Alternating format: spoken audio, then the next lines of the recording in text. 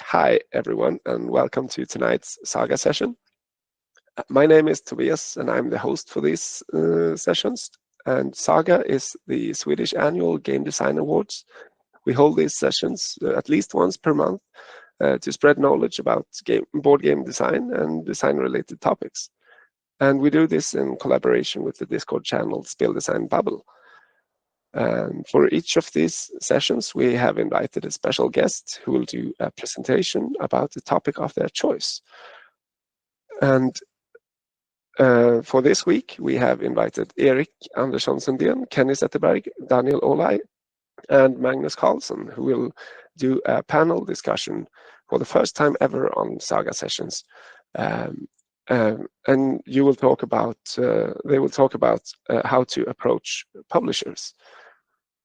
And I will soon let Erik, Kenny, Daniel, and Magnus get started. But before that, we will have some information about the 2026 edition of the Swedish Annual Game Design Awards. I will begin by saying that we will hold a special SAGA session on the 18th of November. I think you can see the slide that I'm sharing now. Let's see, yeah. We will inform about the 2026 edition about the contest. But some things to mention right now is that we will have regional qualifiers for the before the grand final for next year, and the submission for SAGA starts on the 1st of February, and you can go to the SAGA webpage to read more about this. And also don't miss this SAGA session on the 18th of November to learn more about the next issue of the contest. Okay, so we will now focus more on the panel discussion for tonight, and we will, as usual, let the presentation, in this case the panel discussion, take about 45 minutes or something like that. Then we will have an opportunity to ask questions to the panel. So if you have any questions for the panel, please save them for the questions and answers session afterwards. So, Erik, welcome, and please, you may begin. Okay, thank you so much. Okay, so this all started when one of the Spel Design Bubble people reached out to me asking, how do you find publishers? And in fact, it's a quite common question that I receive every now and then. So I thought, why don't I speak about that on Spel Design Bubble? And then I realized I speak quite a lot on Spel Design Bubble every now and then. So I thought, why don't I let others speak about this instead? So I, instead of just me talking, I thought I could invite Daniel and Kenny and Magnus to do this. First, I made a presentation for this, but we decided eventually to skip that and instead just have a discussion. But I have spread the questions among the participants. So we will now start by just doing a presentation. Then we will walk through how to do physical pitches, digital pitches, and some lessons learned in general. But first off, let's talk about who we are. So I will start to introduce myself first. So my name is Erik Andersson Sundén. I like to make small, snappy games typically, but I also do some heavier stuff, or at least I try every now and then. And my favorite designer is probably Uwe Rosenberg or some, I guess. And I've been making games for, I don't know, probably my whole life, but maybe 10 years at least where I've been more serious about it. I have been pitching games since 2019. And with that, Kenny, could you do a quick presentation of yourself as well? Yep, My name's Kenny. You probably know me from the Dungeons and Dragons: The Yawning Portal, and we have a game with Round of the Games coming out in May called Jackpot Break the Bank, or Set the Reel nowadays. I like to make games with streamlined structure, but with tense decision making. My favorite designers are Andreas Steding, known for Hansa Teutonica, Gugong, or Forense. But I'm also really curious about Fabio Lupiano recently. I think he makes really interesting systems for sure. I started pitching games about 2017 or something like that, or I started designing at least and started pitching maybe 2018, 2019, something like that. And Magnus? Yeah, I've been around for the same amount of years, I would say. I went to Essen first time in 2014, I believe, but I didn't pitch at that time. That came like in 2017. I have 3 published games at the moment and hang around in Linköping, Sweden. Yeah. And Daniel? Okay, my name is Daniel Olai, and sorry for not having video present at a given time. I am currently on a bus, and it is lovely. It is a very cozy bus. Anyways, in terms of games I like to make, I tend to enjoy making games that feature some sort of exploration or something that surprises people. In terms of genre, I'm generally all over the place. I've made everything from party games to heavy skirmish games.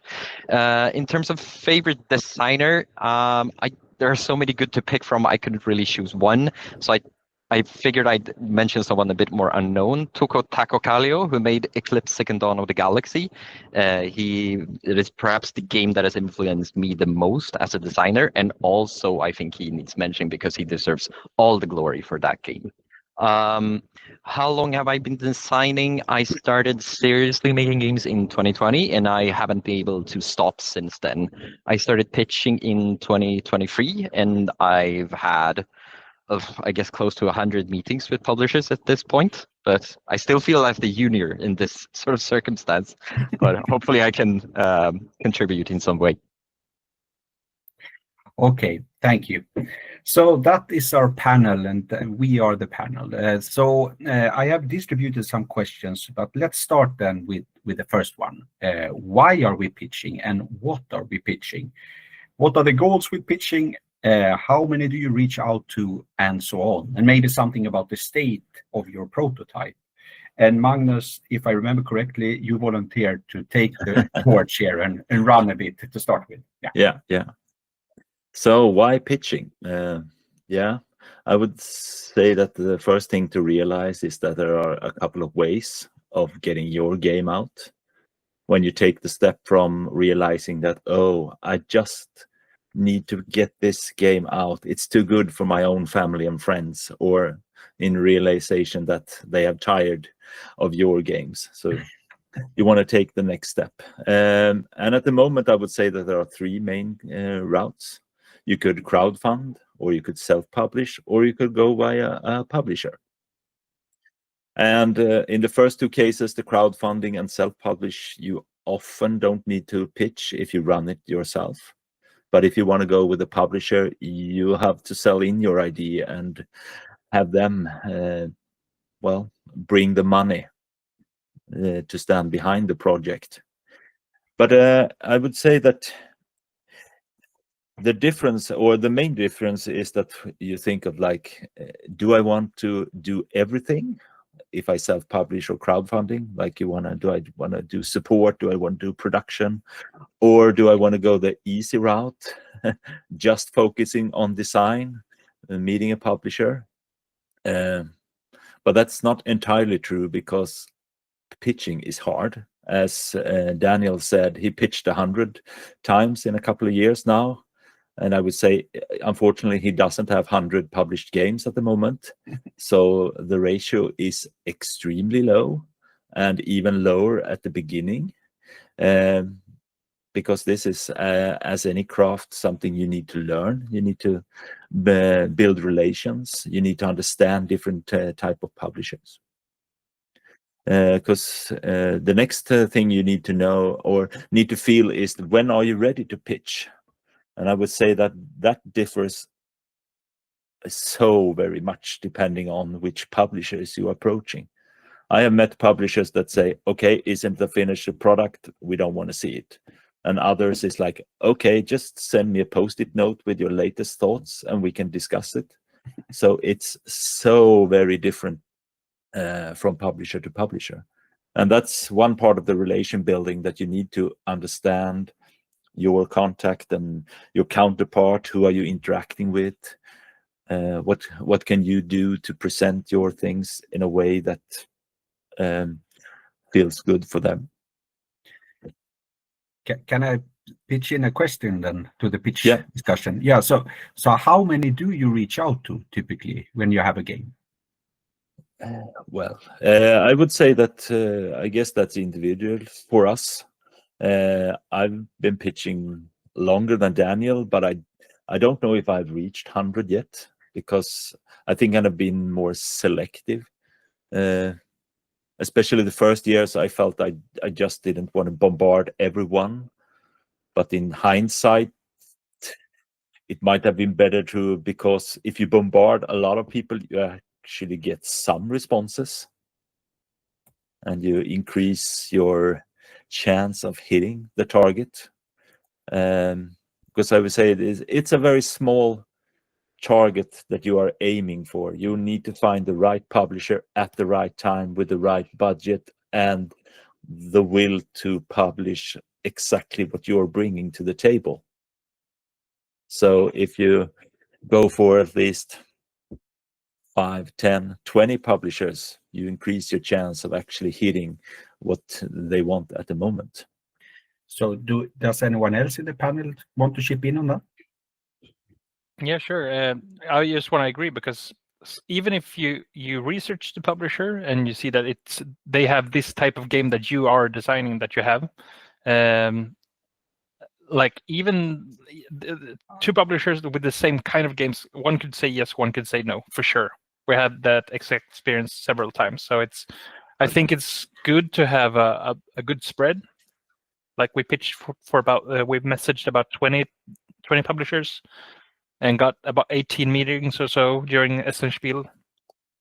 And we had the exact same reaction this time. Like a game we thought would be a perfect fit, they said no thanks.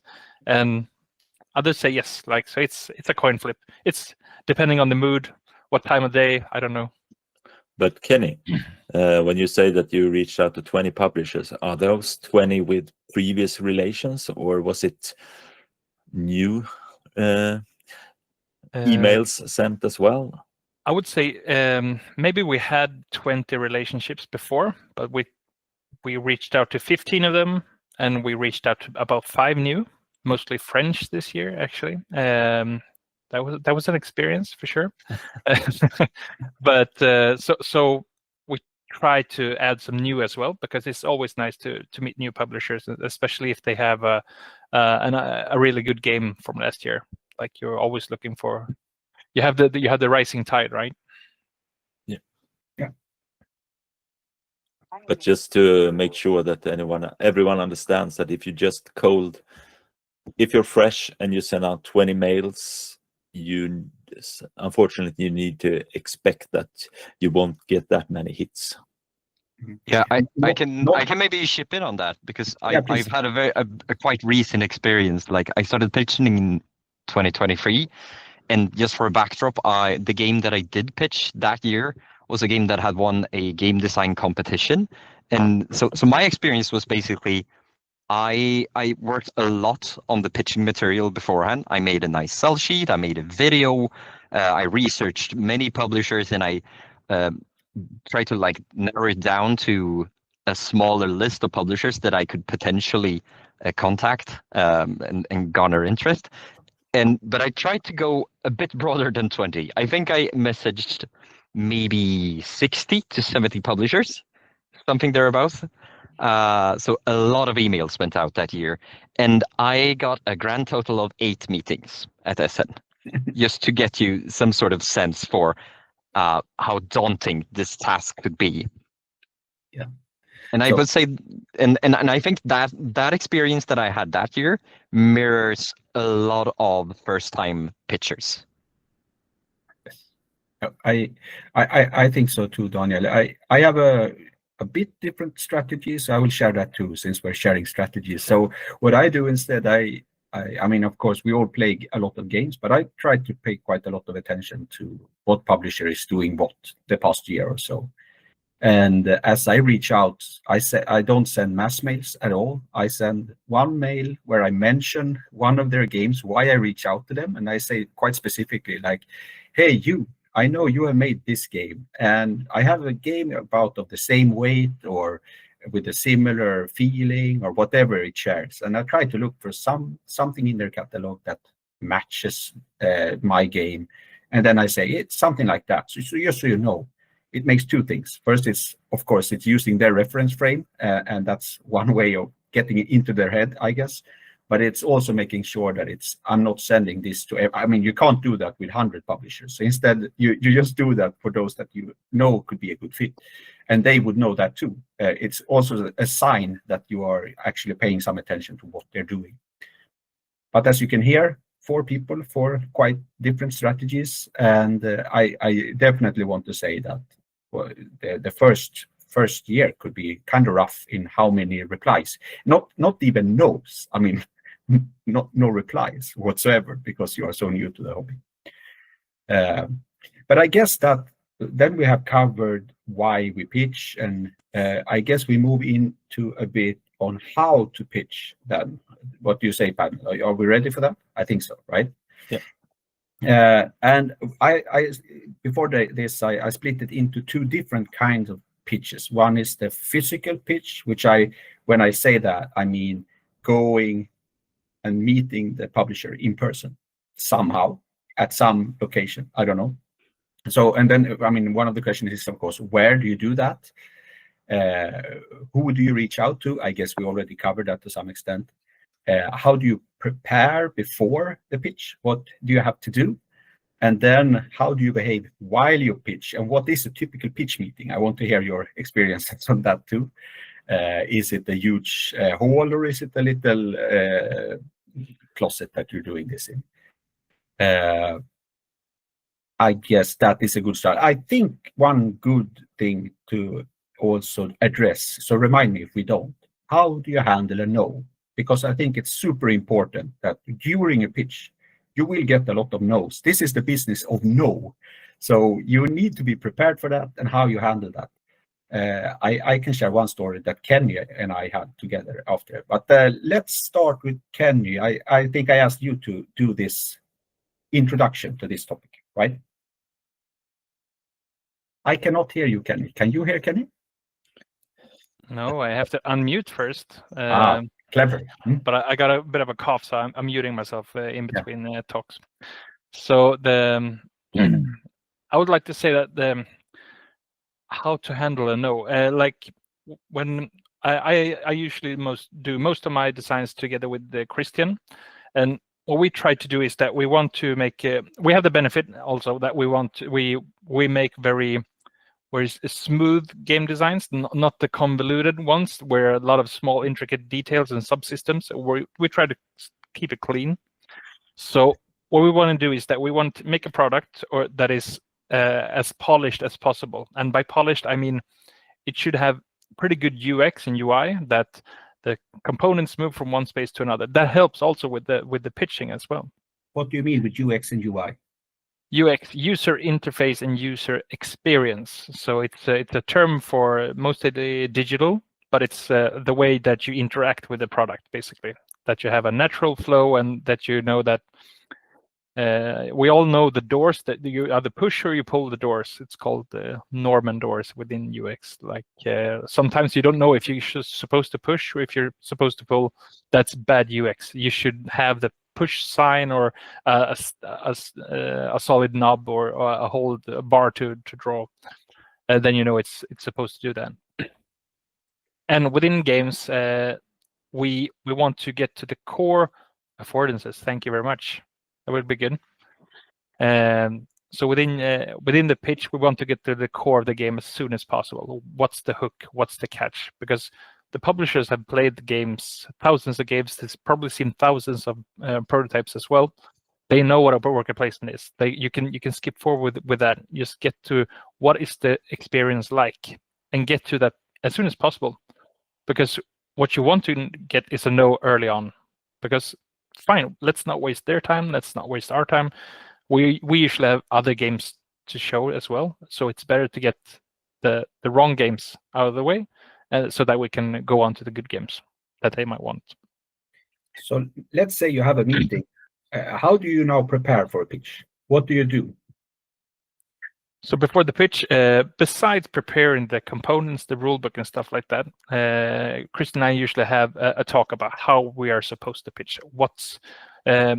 We usually start with what is thematically, what's the game about? What's the setting? And then we go into what's the goal? What am I trying to achieve? And I think if you can deliver on that point pretty easily, and the third one is how do we get there, of course. But if you can't deliver on the point 2 and 3, maybe there's something off with your game or your pitch, because that should be super simple for them to see, even if it's a convoluted game. So that's what we want to and try to build a pitch around that. And by all means, like, this will change. Be prepared for that, because if you have, let's say that you're lucky enough to have 10 or 20 meetings during a fair, you have the time. You should book the least desired publishers first, because then you can practice your pitch, so that when you get to the good publishers, your dream publishers, your pitch is refined, and then you have a more fluid. But I object. So no, I don't. I agree that it's good to practice. I rarely do, but I think it's good when you do. But also, the longer the fair, the more tired the publisher is at the end, right? So I mean, there is also, I guess, there is an optimal peak where you have the most, we are the best pitcher, but also they are still fresh, I guess. But it's a parenthesis, yeah. And you should book a friend who does a really terrible pitch just the slot before you. So they come in, oh, that was something. And then, this instead. So that is why you guys are pitching with me. I understand. Yeah. Okay. Okay, thank you. Did you have anything more? You mentioned, but I guess during the meeting, we didn't talk so much about, I mean, now we talked about how you prepared, you prepare in terms of what to say and getting to the point. As you pitch, could you just draw the scene for us? What does it mean when you pitch, really? Because I guess some of our listeners haven't pitched at all. Maybe, I don't know, or are all experienced. I don't know. Yep. So usually they welcome you into their booth. They have a behind-the-scenes office, and the noise level is kind of high, especially at Essen, because it's so much people. So you have to speak very clearly so that they understand. And usually when I place, I don't do the full setup of the game. I prefer just showing. If I have a good rule book, I can show the setup of the game, or even prepare. We prepared an A4 with almost like a photo of what the game looks like, and then we just put some token from the bag and just played with those tokens just to see how are the things moving around. This is, of course, depending on what type of game it is, but this was for a Kennerspiel, a Euro game of sorts. And then, so we show them it's a worker placement game. Place it in the middle, you get resources. Place it on the edge, and then you start to show the interesting part really, really quickly, and put them in the shoes of the player experience. What will the player experience? What is actually good about the game? What have players and playtesters said they enjoyed the most about the game? That's what you want to highlight, I think.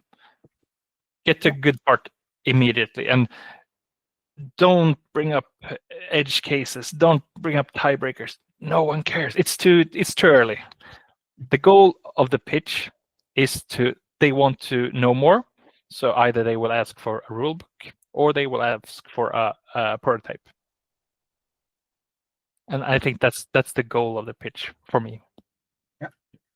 So, And as you Magnus, said please. there, I Yeah. think it's important to prepare your pitch so you know what you're going to do, so you don't end up in a meeting where you have a box with your game in just a mess. So you open up and then you start sorting, opening bags, ripping things. Yep. It will take like 10 minutes for you to just come somewhere, and you're probably too unfocused, so you can't speak at the same time. It's much better to have a fully prepared box, even some layered maybe, so you know that, okay, I maybe open the box, I take out the game board and 2 pieces or a picture, as you said, and let's play around a little. And if they say, okay, can we play a round or 2, then you have prepared the next layer, so you can just easily put out a couple of more bags and maybe have left 4 or 5 player bits at the hotel or at the bottom or something, so you don't have to mess things up, and then you can keep focus as well, and you can still talk and be an interesting person while while doing it. So I have first, a typical pitch time is like 30 minutes, typically, maybe 60 minutes, but that typically means that you have said that you have a lot of games and probably also have a relation since before. Do you agree with that? Yep. Yeah. Yep. Yeah. Okay. So I guess we talked a bit about the physical pitch as such, and I guess there's also a layer of what do you do afterwards. So Daniel, you haven't said much. Maybe it is because you're still in a bus and you want to be quiet. Then you let us know. Otherwise, Sorry, I'm just trying to be too polite, I guess. But because I just want to please pitch in. What do you do when the pitch meeting is over? What do you do afterwards? What do you do?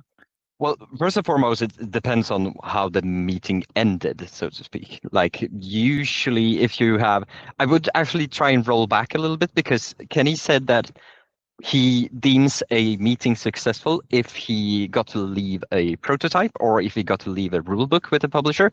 I would, my own, and that's great. Don't get me wrong on that. That's one of the goals. But I would also say that I try not to judge the success of a meeting based solely on whether or not I got to leave a prototype and they want to go forward. I also value the relation long term with the publisher. So my main goal when I'm having a meeting with the publisher is I want to make a good impression. And making a good impression for me is coming in serious. Like I bring a jacket, I bring nice shoes, I make my hair, I come clean, I look business when I come in. And I prepare a lot beforehand. Like I practice my pitch in front of a mirror, I write a manuscript, I know what to say at what times, and I know exactly how I want to say it. So and that's all in preparation of trying to build something long term. But that's. Did we lose it? Starting to have what, like I have. We're losing you. We're losing Are you, you Daniel. losing me? We just have to wait. Yeah. Okay. Yes. So you just have to shut up for a few more minutes. No, I'm sorry, Daniel, but I guess we keep you quiet until you reach somewhere where you have a better coverage with your phone, and we move on. I guess my final question on this would be, when do you reach out to? Let's say that they have agreed to communicate to you something. Maybe you have sent them a rule book. Maybe you have sent them a prototype. Maybe they have asked you for whatever information. Could you send us a brief text about this? When is it okay to reach out to the publisher afterwards and say, hey, you guys, because I haven't heard from you. How long do you wait? If you haven't agreed on anything with the publisher. I think you are stating what you should do. You should make some sort of agreement. Otherwise, Otherwise, you just have to go with your gut feeling. But I would say that just in every contact situation, if you can end with, okay, what happened? When should we communicate? Okay, I gave you a rule book. When can I expect to hear something? Okay, let's say, do you need a month? Yeah, okay, I'll get back to you in a month and say, hey, if you haven't heard back to me. Yeah. No, I think that's a good advice, actually. I guess I was leading to that a bit, but I definitely agree. I mean, to agree on a timeline, but be prepared, I guess, to those of you that haven't done this. I mean, there are a lot of designers pitching. So 2 and 3 months is not that uncommon after a big fair, right? So, I mean, just chill. And if they need 3 months, let them have it. And if you then hear from another publisher that wants your game, reach out to them again and say, hey, I know you needed 3 months, but I already have an offer. Could you either give me an offer within 2 weeks, or I have to move on with the other guy, something like that. So I guess we already are slipping behind my schedule about things we should talk about. So I will move on to the digital pitches, and I hope that Daniel would take a lead there. So Daniel, are you with us? Yes, I am. Okay, so I guess the digital pitches have a lot in common, of course, with physical pitches. But could you tell us a bit about what the differences are? How do you find these events, and how do you prepare for them? Well, I'd say they come in roughly 3 different types of forms. At least the ones I've experienced. So the first one I've experienced is where you enter into, like, a publisher opens up for digital applications, or sometimes they're called designer days, where, for example, big publishers like Pegasus and Ravensburger, they say, hey, we're having designer days between date X and date Y. And then you can sign up. You send in usually a sell sheet or some information about your game. And then sometimes you can book a time slot directly on your own. But most oftentimes they will do a brief scan of whatever you sent in. And then they will send you a time during which you will get to meet someone from the publisher and pitch them during a set amount of time. Usually like 10 to 15 minutes in my experience. So not a lot of time. The other type I've experienced is a digital speed pitches, which I've partaken in across Discord. I know there are some organizations like Unpub in America that do these sorts of pitch type settings. So you get invited to a Discord channel, and then you show up on time in a certain slot, and then you get, like, I think it was 10 minutes with each publisher, and you get to meet like 10 publishers during about 2 or 3 hours. Super intense, but it's really valuable to get some, one-on-one time with several publishers, and I've built plenty of relationships like that. The third type, which is, I guess it's sort of a hybrid, because it's usually comes along later on in the stages, but I would still call it a digital pitch, is where you're playtesting or invited to playtest online with a publisher. And that's usually when you've already garnered some interest from a publisher, but it's still very much, in my opinion, an opportunity to pitch your game. I mean, if you're going in with the mindset that you're only supposed to playtest your game like you would any different playtest, then I think you're approaching it the wrong way. Any such opportunity where you get alone time or one-on-one time with a publisher to showcase your game, treat it as a pitch and try and sell your game, even if you're just playing it. You asked something else. Maybe I have some advice, some differences in terms of these settings. Well, first and foremost, obviously, you don't have a physical prototype in front of you when you're doing a digital pitch. So what I usually do is I try to find some sort of workaround. Like, if I'm already in a playtesting setting with the publisher, then obviously use whatever prototype you have in front of them. Like, if you have the tabletop simulator mod, drag components in, point at stuff, do little arrows and stuff. But sometimes you don't really have that much time. Like, for example, if you're doing these designer days I mentioned, then you might have like 10 or 15 minutes. So one thing I would suggest is to make some sort of presentation material to prepare beforehand, just to showcase. I guess it could basically be whatever you usually write in a sell sheet. Like, I usually do like 3 hooks that I try to draw the publisher in. So make a bit longer presentation where you have some bullets leaning into whatever hooks you have for your game and present them succinctly to the publisher. But Usually what I aim for, if I have the time, is I want to showcase whatever prototype I already have to the publisher, especially if I'm making a big, lovely looking game that has a lot of table presence, then by all means, show it as early as possible. I think I pitched Paverson Games at one time, and I had the ones with the distilled. And I started out doing a presentation with slides and everything, and then after like 8 or 9 minutes, I switched to the tabletop simulator prototype, which looked kind of nice. And afterwards, he basically said that just like you should show the prototype way earlier than you just did. So don't take it from me. Take it from Paverson Games. I was just going to say the same thing. Oh, go ahead, Erik. No, I just wanted to say, please, the rest of you, what do you have to say about digital PTS?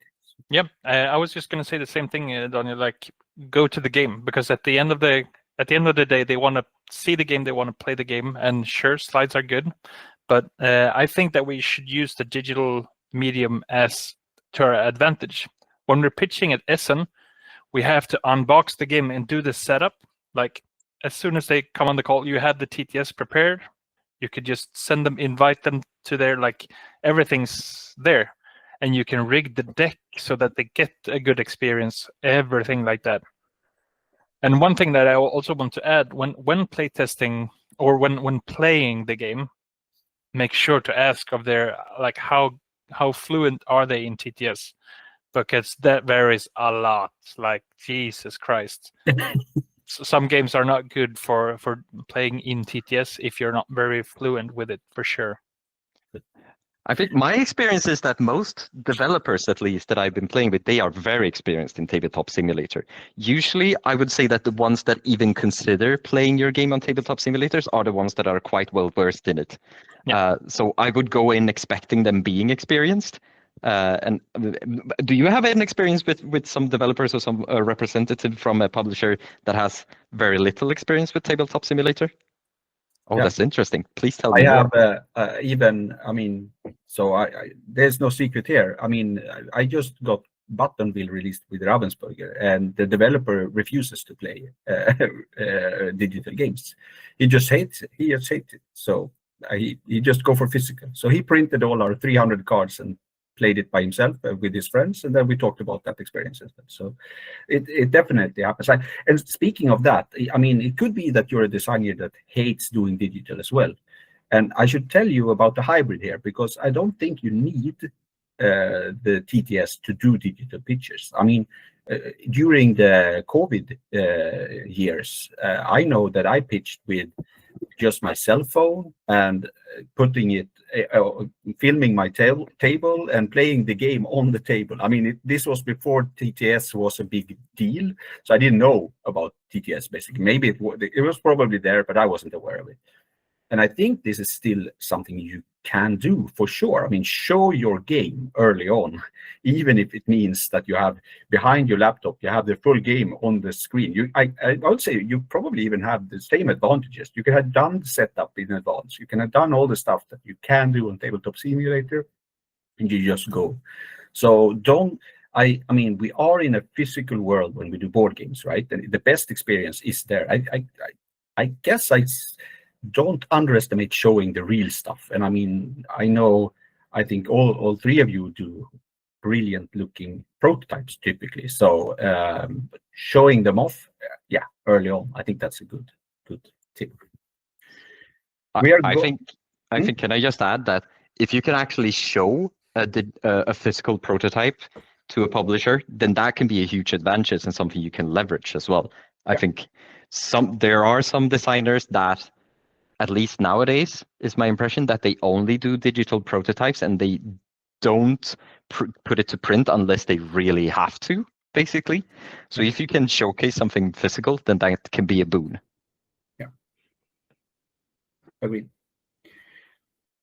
I wanted to add that after a pitch, if it was successful, you can always they can take you can give them the host so they can download a copy of your game.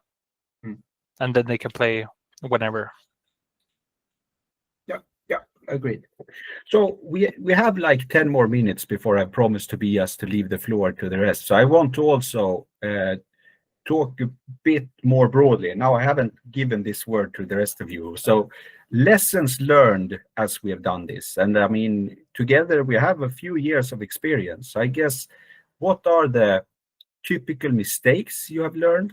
And what would you have liked to know as a first-time pitcher? So since I didn't ask you, I prepared a bit, so I will just say a few words of what I wanted to say with this. And one is, this is a really small world. I mean, board game publishers know each other a lot. I mean, of course, everyone doesn't know each other, but I mean, it's a really small world. So make sure that you are not, don't be an asshole, basically. Because if you're an asshole, you'll get in trouble here.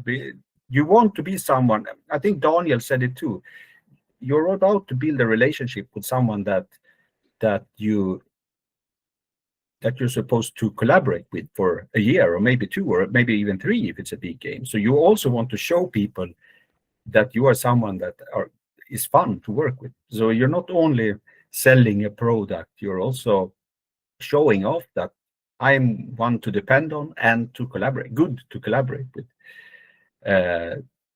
So that would be my sort of, I wouldn't call it my mistake, but it's something that I didn't realize how small this little world is. And maybe sharing a mistake is, I entered this when I pitched, I was so nervous about getting all the terms right, making sure that the publisher understood exactly what I was going to say. Whereas in reality, you're typically talking to a fellow geek.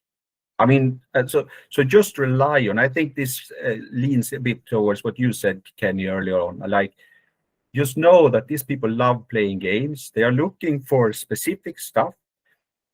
Lean on that. So this is a mixture of a worker placement and a deck building game, and there you go. You don't have to explain the rest. You just go and they want to hear about good games. So, and if it's a no, it doesn't even mean it's a no, your game is shit. It means no, this is not for us. And I think that's important too. It's very easy to take this personal. I still do. I mean, I'm not saying I'm good at this, but what I'm saying is that with some experience, you get better at getting the no as in, okay, this is not for us. And I think that's an important lesson. And since the no thing, and now I will share it with you. Me and Kenny was sitting in a meeting with a publisher a few years ago, and we had an early no for one of the ideas we had, and it was very early, the idea too. And Kenny immediately switched. So he said, okay, so this is not for us, but what are you looking for? All of a sudden, switch the table, and they discuss a bit. Well, instead of wasting, now it was 20 minutes left on the meeting. Okay, what are you interested in? And next year, you will have a better idea of what to do. Okay, they change their mind every year, but you have a better feeling for what's going on. So I think that was a really nice thing you did back. Do you remember the meeting, Ken? Yeah, it was Ravensburger, right? Yeah. I pitched them a year later, and now I have a game with Ravensburger. So that was thanks to you, Ken.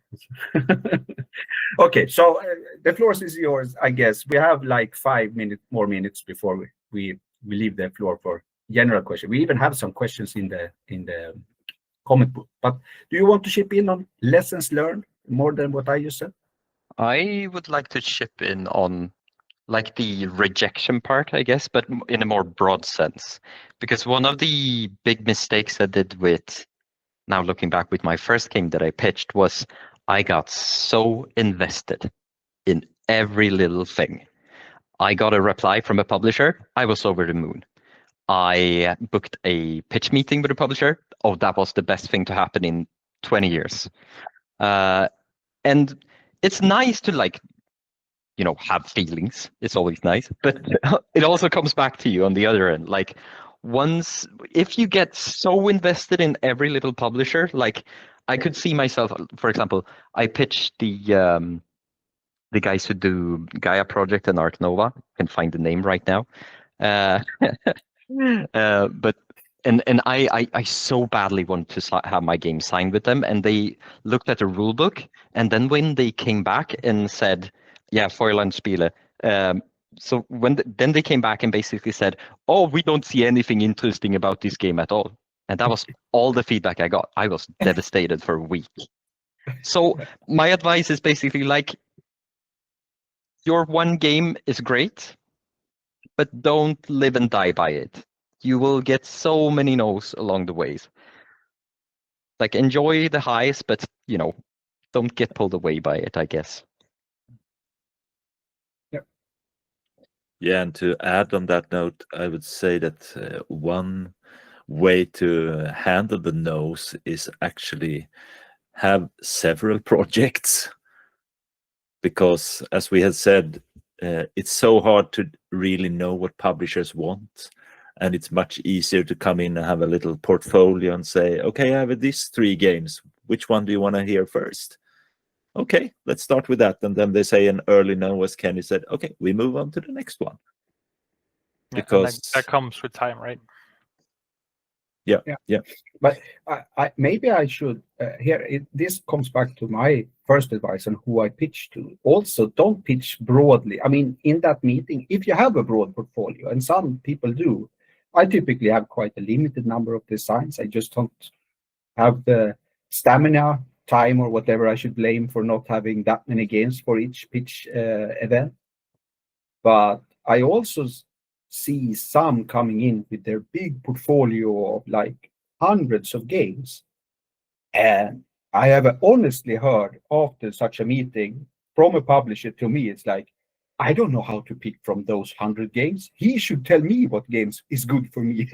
And not, I shouldn't be able to go, I shouldn't be forced to go through hundreds of games. So know your audience at least. Okay, so you have a lot of games, that's great. But at least know what 10 games you want to show to this, if you now have that many games, or 5 or 3 games or whatever.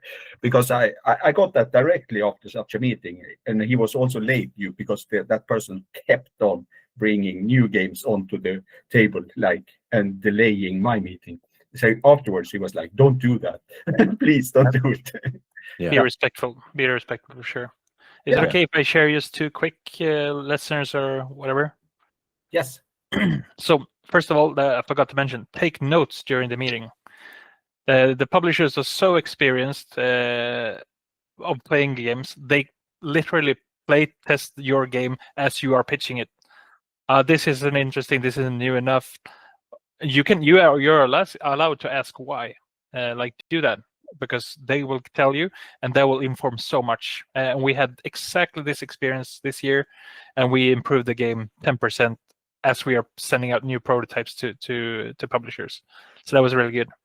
And then I wanted to go back to the cultural differences thing. As I said, we pitched to a lot of French publishers this year. And French are very, how do you say this? Like, they don't cut and, what do you say? Like, give it to you nicely. They give it to you straight. And it's super hard to get a good chemistry going. And luckily enough, me and Christian, we're 2 people pitching, so we can build the chemistry together. And this is how the game is feeling when it's flowing and start, so they can join in on that. I think that's pretty good to use. So if you have a co-designer, go for it. Yeah, on cultural differences, it's something you just have. It's a good thing to talk a bit about with fellow designers. What can I expect here? Because it can be very different from pitch meeting to pitch meeting. Just the next cubicle could be crazy. You pitch to an American company and they are all excited and happy and they will show it readily. I mean, it's just very easy to read what's going on. And then you could have a Korean publisher that could be very different. And I guess it's not common to show your emotional expression. This is not bad, but it's very different from what I am used to. So I have to you have to learn how to read the room very differently. And this is hard stuff. I definitely agree with the French as well. That has been but it's also something that I start to appreciate. No, this is not for us. Okay, let's move on. I had a great meeting with Gigamic under 5 minutes, 3 games in 5 minutes, and I left. It was that was good stuff. And they were nice still. I mean, very harsh, but it was very, very transparent. So I haven't prepared much more, and I guess we are over time already. Sorry about that, Tobias. So I don't know. Sorry. I guess we leave I leave the moderator torch back to you, Tobias, and now you guide us through the rest of this evening. Can you please? Okay. I was just going to ask you if you want to address the questions, or if I should ask them to you. Please chip in, and then help me out. You know the format better than I do. Sure. Okay, so I can see that Christopher Lundberg has written a question in the chat. How do you figure out which games are fitting to a specific publisher? Look at your game shelf. Yeah. That's the first stop. And then I guess we could do some promotion for, what's he called? The guy with Chris Backy with the tabletop publisher site. That's one way to get some sort of condensed publishing information. And Cardboard Edison. Yeah. Yes.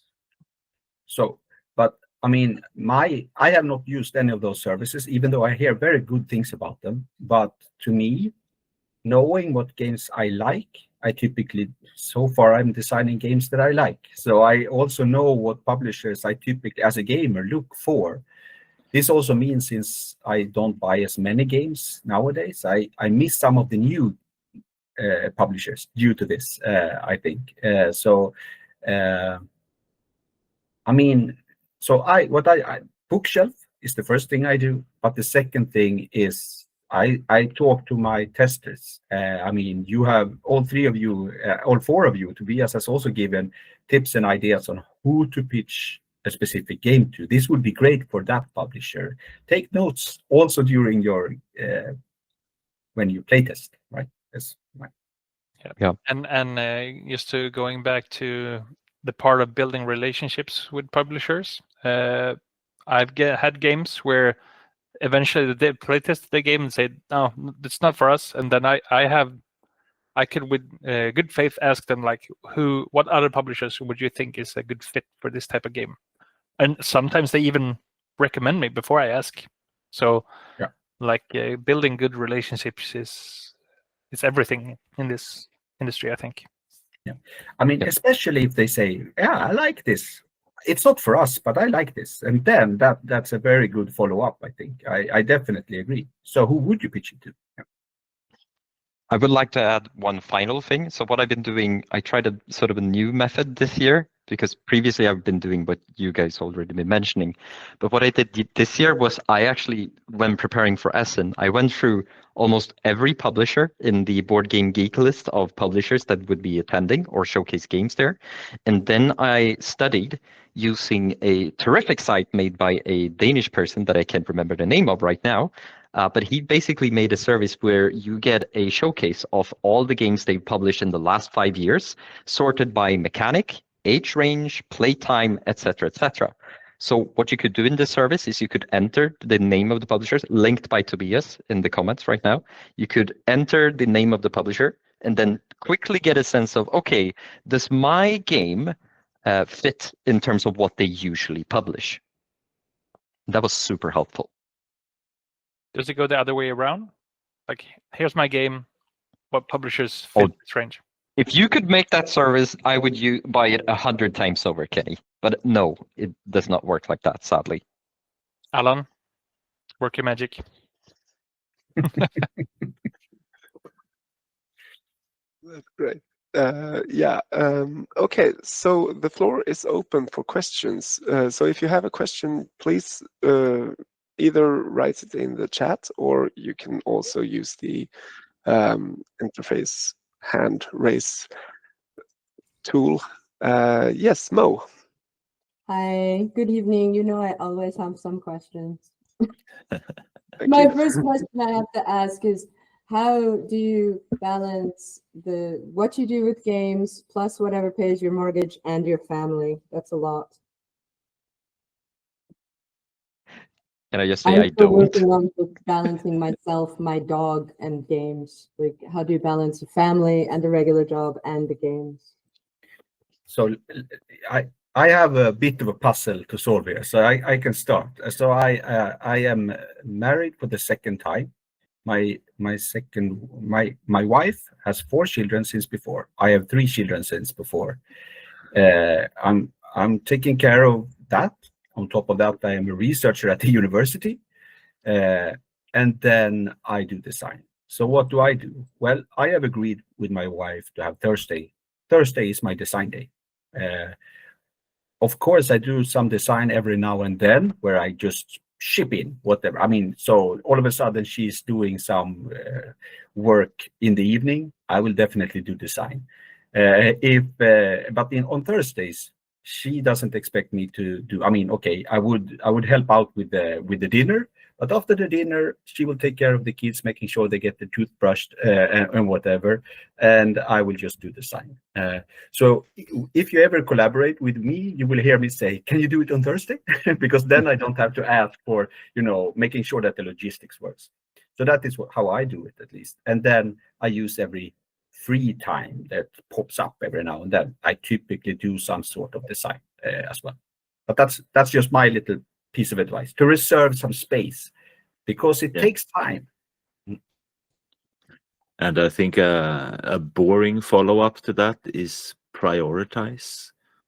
Just take a look at your last week, and if you see that, okay, I actually binge watched 3 whole series on Netflix, but I still claim that I don't have any time. I realized that myself, that okay, I did this, but I want to design. Okay, if I want to design, I have to take a careful look. What do I really want to do with my time?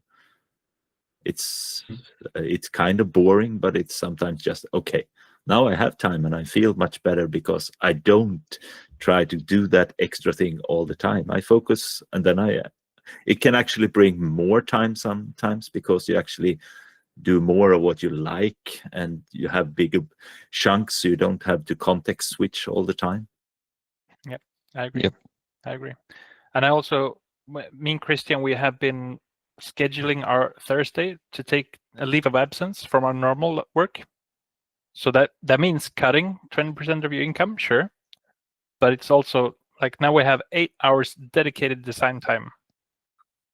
And that's invaluable. Like playtesting in physical daytime, you get so much stuff done. Yeah, I just want to echo what everyone else has been saying, but also, like, one thing I've been doing is to minimize the amount of time needed for me to start designing as much as possible. So I always have my laptop set up in my living room, and I can just turn it on, and I'm immediately in whatever design I was working on. I bring my laptop to work, so also my private laptop. So whenever I'm on, I travel 1 hour to and from work every day, or three days a week, and that's design time. And also, if I have a small break at work or during the lunch, I open my laptop, I'm in there immediately. And also, like, one thing I've been thinking about recently is just think about what tools you use for design, and try to use tools that are accessible. For example, I've recently started using Dexterous, which is an online game making tool, which works directly in your browser. So I can even use it on my work computer, so I can sneak it in almost whenever. And also for photo editing or making graphic assets, I'm started using a service called Photopea. It basically works like Photoshop, but it's directly in your browser. So then I don't even need my computer to work it. So those are, yeah. And then the heavy question is, I'm going to Spielwaaren in January. I was supposed to go last January, but I had some personal problems and couldn't go. So I'm going to Spielwaaren in January, and they have their big designer and publisher meetup, which is expressly for this, for pitching. And I'm wondering if you have any advice for that kind of situation. That's maybe a little different from Essen, where you're on the backside of what is basically a giant shopping spree, but this is all business, it's closed to the public, blah, blah, blah.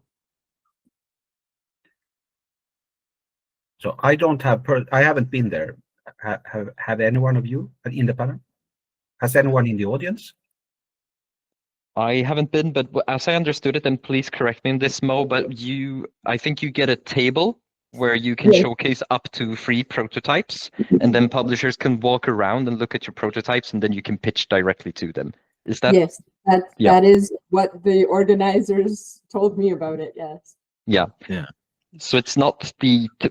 I see Alan has his hand raised. Did you want to say something about Spielwaren, Alan? Yeah, I haven't been, but I've talked to so many people about it as well, and it's basically a business-to-business conference where toy manufacturers talk to distributors, and then board game manufacturers and board game publishers are also there to make deals, and then designers come there to talk to the publishers to try and sell their games, because that kind of relationship, a pitch meeting, is a business-to-business sales meeting where you're trying to sell them a license to the product you've invented, right? It's like if you're an author and you sell the license to your book or something like that, or even better, it's a movie script. So I would recommend, if you go there, go to that event you mentioned, but also book meetings outside of that event, just as if you would be booking meetings in Essen, meaning the way you book meetings is ahead of time, find contact emails for the publishers you wish to meet with and send them an email. And you might think, well, what if they show up to that roundtable, or what if they show up to that showcase event? Well, then you meet them 2 times. That's cool, building the relationship. But if you get a chance to actually have a meeting with them at their booth, and the booths are smaller in the Spielwarenmesse, then you have them in a more like intimate environment, and you get to know them better. So in a sense, it can also, those that I know that have gone there and book meetings have done it exactly like going to Essen, booking meetings in advance, and just having a scheduled list of meetings. So I would also recommend that part. In fact, we didn't mention that at all, what you just said, Alan. I think that's a very good point. At all the fairs that I've been to, book meetings in advance is helping quite a lot, instead of trying to just walk up to someone at their booth. I'm not aware of Spielwarenmesse. I haven't been there, but it's for sure a lot easier for me, at least, to do pitches when I know that they are expecting me and they have shown some interest. So I reach out. I don't do cold pitches or whatever you call it. I mean, as in walking up and just say, hey, are you interested in a game? I just don't do it. I book meetings in advance. And I can only imagine that it works well for the Warenmesse as well. I would recommend doing that, as you say, Alan. Can I comment that? I have tried cold pitching in the sense that I have tried walking up to a publisher booth and tried to ask them. I think I have had what you could look like success with that one time. Success in the sense that they said, okay, we may have a time later in the conference. So even that turned out to be like having to book the meeting the next day, because they, especially in Essen, they're so busy. They are less busy in the Spielwarenmesse, but they're still busy with meetings. They have a meeting schedule.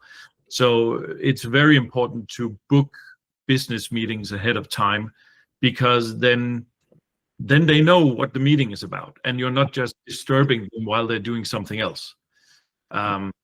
And also the event that you talked about that they also have, where the publishers would book a time with you, it's the same. It's time that they have dedicated to look at game prototypes.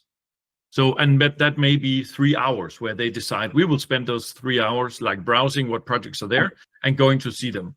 But it's very difficult to just walk up to a publisher and say, hey, I have a game, do you want to publish it? I've never seen that happen. No, I would add to that if you find yourself in the cold pitching case, you can use it to just build a small relations, to talk with them and say, hi, I'm a designer. I would be interested to pitching you. Who should I reach out? Who do I book with in future conference? Or can we have an online digital meeting? I want to, I agree. I just want to, since no one is advocating for cold pitching, I actually had this kind of conversation at Spiel this year, and one Danish designer was like, "You're not doing cold pitches? I do it all the time. I have this and this." So, with the right personality, which is not my personality, but with the right personality, I'm sure you can have success with this as well. So this is not, I mean, I have not had success, and as you can hear, most of us here don't have it. But I think if you're the right person that learned that skill, apparently you can get successful in that regard too. But I find it hard, at least. Yeah, but I think you could agree that yes, you can succeed with that strategy, but it won't hurt to have a meeting booked, so you actually have 30 minutes set. Yeah. In advance to actually pitch. Yeah, but I guess the reason why I raise it is it could be that you didn't have the time to do that preparation, whatever. Yeah. Right? It's not a dead race. I think you're making it hard for yourself, but I think it's worthwhile to at least mention that people do this, and every now and then it is a successful story. Tobias, I guess I can be the moderator for this time and say, Tobias, please. Yeah, I'm raising my hand as well.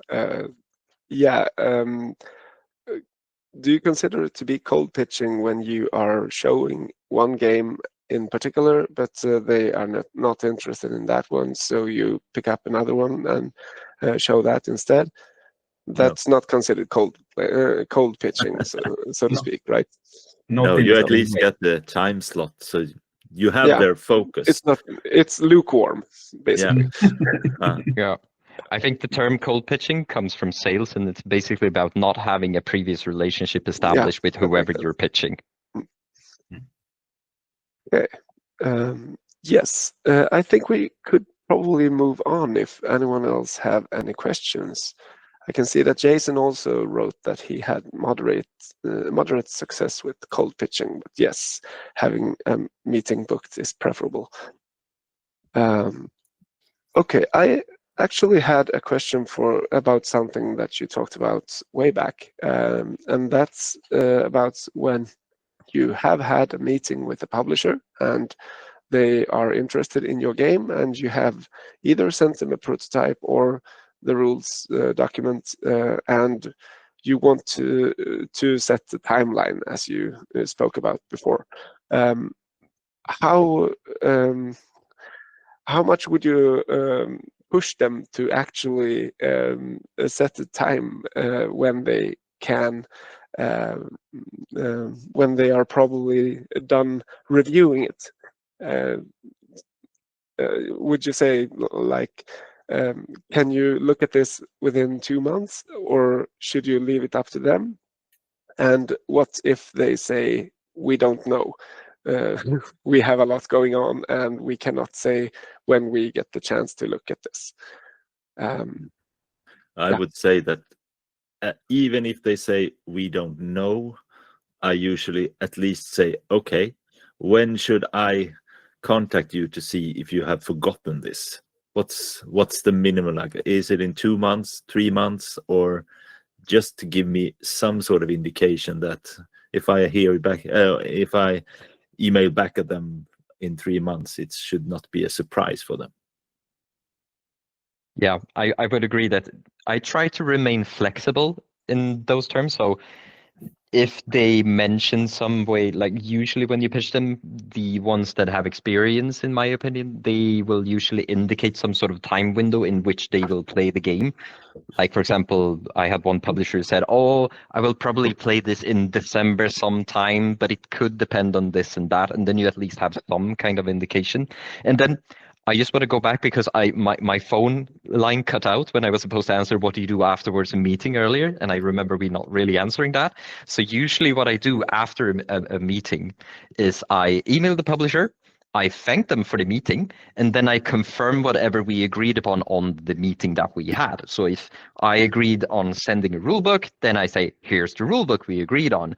Or if I'm supposed to send a prototype within a certain amount of time, I say, hey, I will send you a prototype as soon as possible. Or if they already have a prototype and they have indicated some time that they will need to playtest the game, I will say something like, I'm so happy that you want to take a look at the prototype. I hope you will enjoy it. Please ask me if you have any questions or if I can help with anything. I will reach out to you again in date, and then depending on what they have indicated, that date will be flexible, basically. Thank you. Thank you, everyone, for your answers. Do we have any more questions from the floor?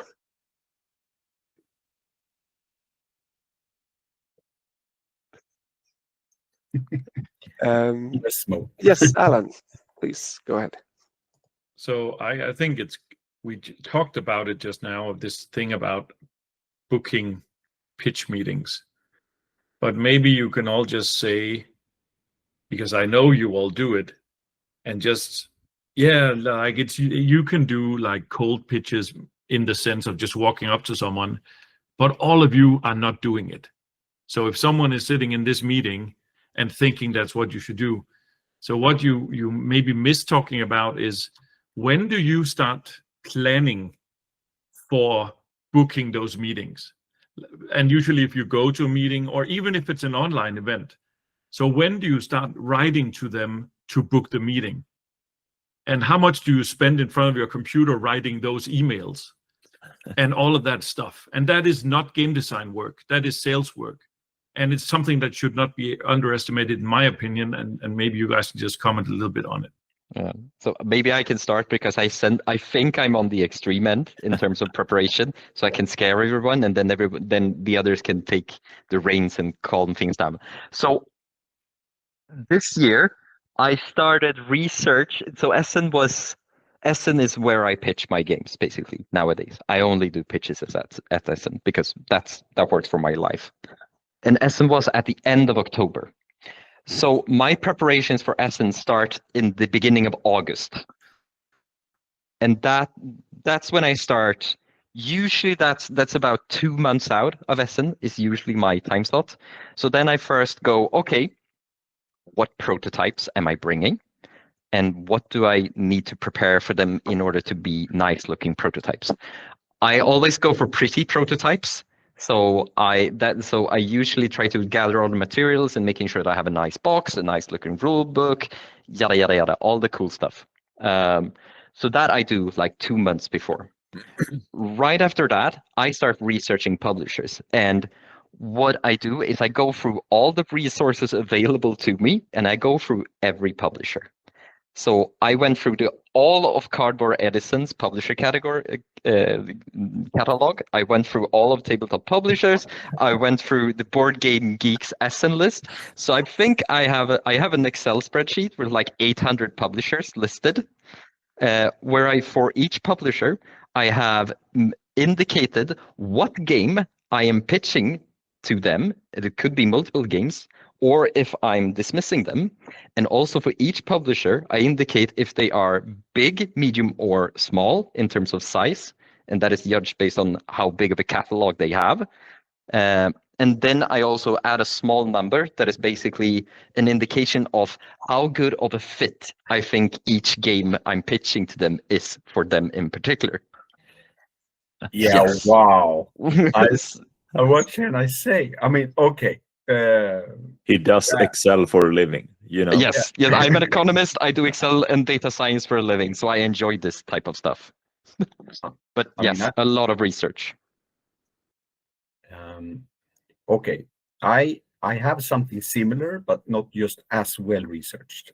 I have a few hundred of lines, but this has been partly given to me from a fellow designer, where I was given like 50 mail addresses that he suggested me to send one of my first prototypes, Whirling Witchcraft, to some publishers. So I got help from the festival community, basically, to reach out to some publishers. And then I built on that. continuously. As I mail someone, I add these mail addresses, and I now have, I don't know, a few hundred mail, maybe 100, maybe 200, I don't know, but something like that. But I don't have 9,000. I don't even know what to do with that, because I don't send that many mails. I doubt I have had as many meetings as you have had, Daniel, in total. In all, I mean, on a really big year, I would have 30 meetings at speed. This year I had 15, I think, or something like that. That being said, I also have the connections, and I mean, these are people that I know that I can pitch to, and that I know they will be interested in what I've been doing. First year, I sent out maybe 50, 60 mails and maybe I got 30 meetings back then. I had the big advantage of having a really easy to learn teach game and a little badge saying this was the winner of Festival. And I think that helped, because Kaspar Lapp had just won with Magic Maze a few years before, and I could also point to that. That's the same designer that Kaspar Lapp had. I basically played the Festival card as hard as I could. Alan designed the logo for me, more or less, I think. Or someone in your team, I don't know now. But, yeah, so I don't have that much work, but I mean, I guess a lot of my database is up here too, in a sense. I mean, who will I reach out to? Well, I will go through my brain and look for which publisher would I look for, instead of going through all these databases. So I guess I'm a bit more organic in that.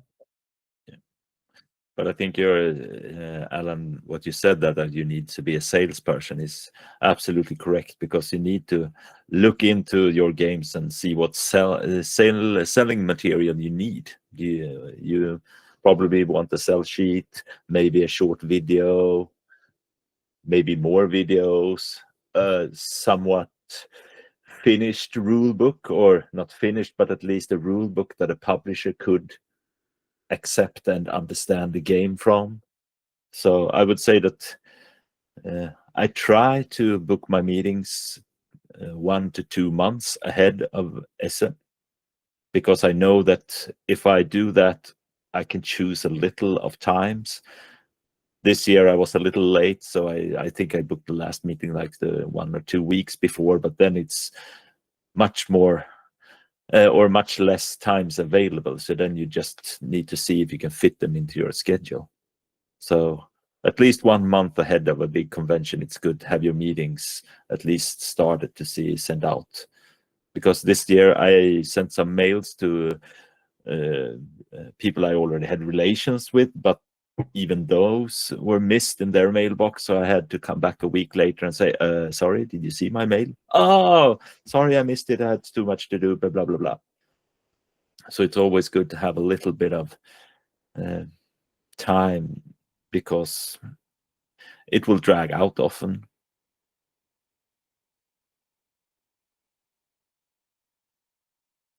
So. Okay. Thank you. And I see we have another question, but we will have to take a break as well. So I think we will continue with the questions after the break. And before we take our break, I just want to give a big thank you to Erik, Kenny, Magnus, and Daniel. Thank you very much for agreeing to do this panel discussion, and I think everyone has learned a lot from your very varied insights. So thank you very much.